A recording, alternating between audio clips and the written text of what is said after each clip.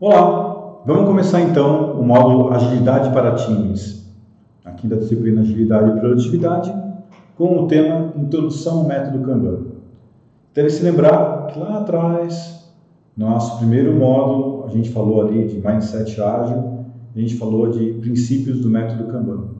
Então agora a gente vai mergulhar um pouco mais no método Kanban, falando um pouco mais do que ele representa, porque o nosso objetivo agora é falar de trazer agilidade para o time, né? Então a gente falou um pouco da agilidade no contexto individual, né? Falando aí de Get Things Done, do Pomodoro, Personal Kanban. Agora vamos sair da fronteira do individual e falar um pouco, beleza, como é que eu trago agilidade agora quando eu tenho mais gente comigo? Tenho que colocar todo mundo para trabalhar e ganhar mais agilidade nesse contexto coletivo, né? Então o método Kanban tem essa proposta, né, de trazer agilidade para um contexto maior.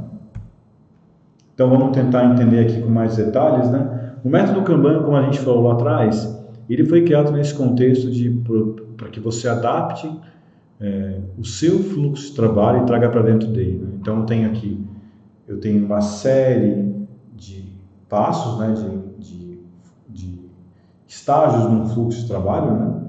E todas as minhas atividades elas vão fluir ao longo desses grandes categorias de atividade que eu vou fazer ali, né?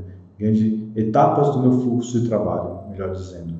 Então, aqui é um exemplo nessa imagem, né? Eu tenho aqui tudo aquilo que eu preciso fazer, que é o meu to-do, né? O a fazer, em progresso, depois tem uma etapa de teste, um pronto. Mas eu poderia colocar qualquer coisa aqui, gente, de acordo com a minha natureza de trabalho. Se eu tenho um processo que eu tenho grandes estágios nele, já rodo hoje, começa com isso mesmo. Posso representar esses grandes etapas do meu processo de trabalho num quadro Kanban. Os cards são as coisas que eu tenho que fazer naquele processo e bora fazer, né? Sempre com essa ideia de que eu vou usar os post-its para representar as atividades que eu vou executar, né? E que pode ser um post-it virtual se for um quadro virtual, ou se for algo físico, né? Eu estou numa sala com mais gente, por exemplo, né? E trabalho com eles, posso ter um quadro físico na parede ali com meus post-its colados nele.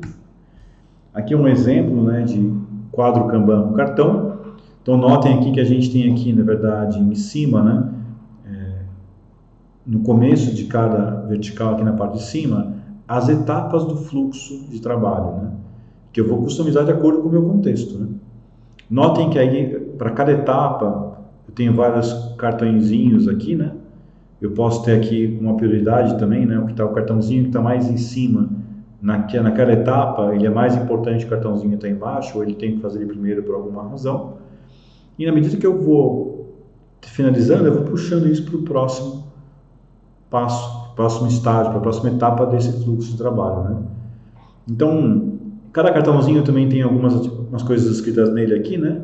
Tem a data que ele entrou, que eu comecei a fazer, a data que eu finalizei, a prioridade daquele item no meu quadro, eu posso ter o nome da pessoa que está fazendo.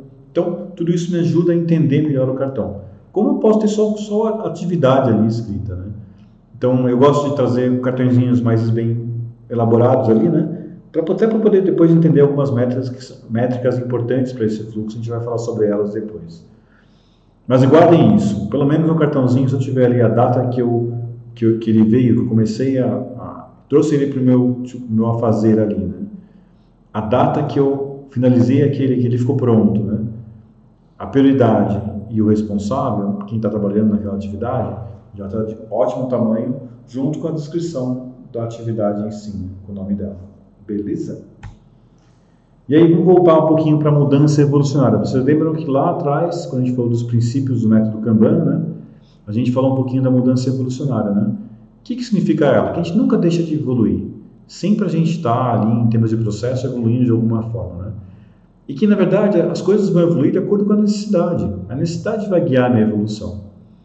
E aí, eu acho que o quadro Kanban ele tem um papel muito importante nisso, né? Porque ele torna visível. Então, quando eu tenho ali o quadro Kanban e tem muita coisa parada numa etapa do meu fluxo, vamos pensar aqui, por exemplo, né? Vamos pensar que eu estou aqui desenvolvendo um aplicativo, por exemplo, e parou um monte de coisa na coluna de teste. Estou com uns 10 cards parados ali.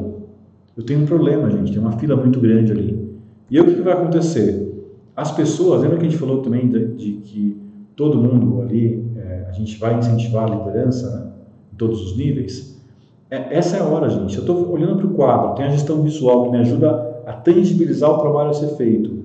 Se eu olho para lá e meu time está vendo que tem necessidade, gente, vamos usar um mecanismo aí de reflexão, uma reunião que a gente tem, vamos marcar alguma coisa e vamos juntos ali olhar, né? E aí, de repente, aí vai ter algum líder que vai puxar, o próprio time vai puxar e vamos discutir formas de poder fazer o trabalho fluir e sair daquela fila gigante de teste, como a gente criou o exemplo aqui. A ideia sempre da mudança evolucionária, junto com o quadro Kanban, é que visualmente, vendo o que eu tenho que fazer, isso me sensibiliza, né? Ajuda as pessoas a entenderem aonde o trabalho está parado, né? E aí eu consigo alavancar o trabalho com mais facilidade. E é isso, galera.